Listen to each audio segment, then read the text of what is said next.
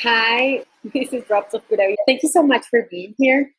And this is going to become a tradition around here. We're going to go and do a coaching tip every week for you to build a more balanced life and to create a new mindset for productivity with with all the new ideas and all the things that I promote with my blog, Drops of Pura Vida, which is basically that productivity and life balance are mindsets.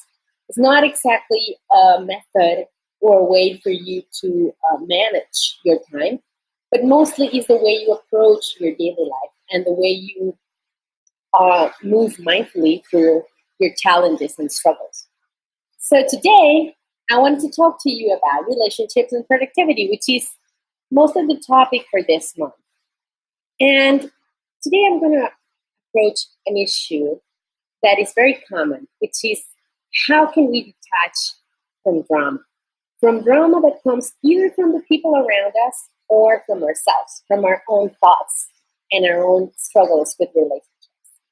But first, I want to be clear that I live in Costa Rica, and right now it's not raining, it's pouring. So if you hear a back sound, there's nothing wrong with this video or your computer. This is just the way it rains here. Uh, the weather has its temper here, and rain is very powerful. So I love it. I love the sound. I love to hear it. I love the smell of the ground, of the land when it rains. And I also love the fact that with this weather, I can be a little bit more indulging in coffee. I have my mug here now. And that said, it's time for us to approach this very common subject. So, drama. Drama is when our emotions get blown out of proportion. When we make tiny stuff big, big, big, and we create this soap opera around what's going on and the issues we're dealing with. And it can come from another person or it can come from yourself. But the main thing here is emotions are behind the wheel when it comes to drama. You let them lead your thoughts, you let them lead your actions, and you can become very unfocused. It can take a lot of time and it can drain your energy completely. So how can we deal with this? How can we identify with this? So the first thing is when it comes from people, it's easier to identify it when it comes from other people. You will see this person that is always in trouble. So if this person is always speaking about someone else in not a very good way, or speaking about their situations and trying to justify their actions. These people, most of the time, are not looking for a solution. They're not looking for you to help. They're just looking for you to listen. They're looking for attention. Mostly, they want to hear themselves talk so they can clear up their emotions and get clear on what they want and justify their actions and their decisions. And it's okay. You can totally listen. You can totally be there for them. But it comes a time when it's draining for you, when it's intoxicating, and when it's taking a lot of your time and energy. In those times, it's when you have to learn to let go, and you have to make people be responsible for their own issues and try to make them get rid of those emotions and take practical, consistent action. The same thing happens to you, but it's more difficult to see our own drama because we believe and we feel pain and emotion so deeply and so real that it's hard to detach from it.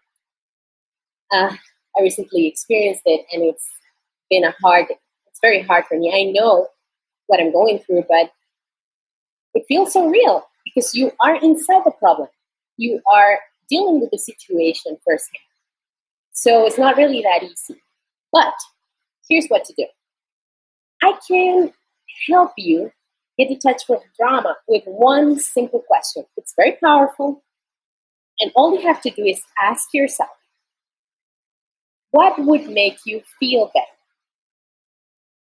What would make you feel better? Ask the same question to the person that's dropping all this drama to you, that it's trying to suck you Ask them, what would make you feel better? This question brings us to the present moment.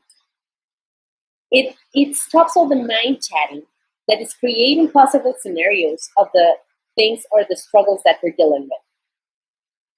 When we focus on the present moment, we instantly decide or look for solutions instead of creating all these possible outcomes that we don't really know that they'll come ever true or come to pass.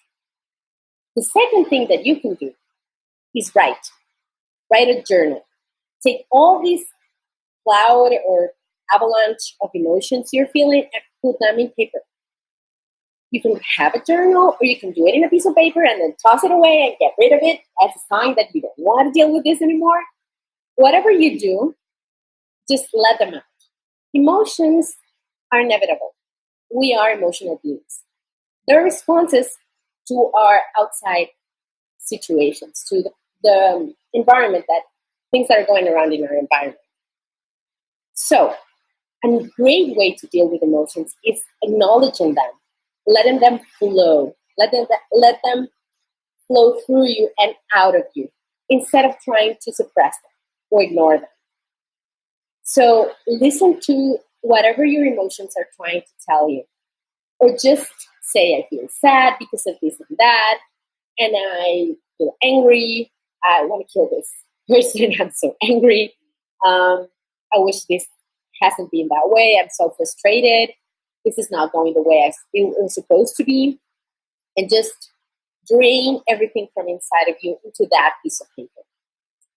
The third thing that you can do is don't follow your emotion with your thought.